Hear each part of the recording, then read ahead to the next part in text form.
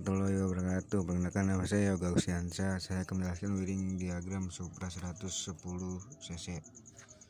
Di sini ada push atau sekring, berfungsi sebagai pengaman arus listrik. Kedua ada baterai penyedia arus listrik. Ketiga ada toll holder, berfungsi sebagai penerangan dan sistem klakson. Keempat ada alternator, berfungsi sebagai merubah tenaga mekanik menjadi listrik. Kelima ada CDI, berfungsi pengantar percikan api pada busi. Keenam ada regulator atau kiprok, berfungsi menstabilkan arus listrik.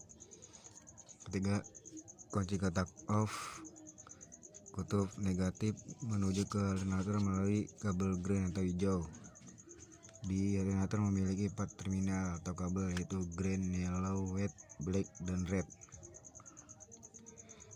Yellow ke kiprok menuju ke toll, white ke kiprok, black atau red menuju ke CDI. Ketika kunci kotak on, spool akan berputar dan terjadi kemagnetan dan menghasilkan energi listrik. Energi listrik menuju ke kiprok melalui kabel white atau putih.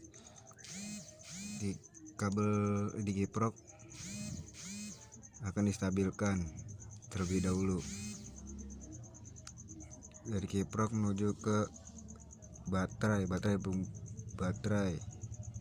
melalui kabel red atau puse. Ketika baterai penuh, kabel red akan putus dan sisa-sisa energi listrik akan dibuang melalui kabel green atau hijau menuju ke ground.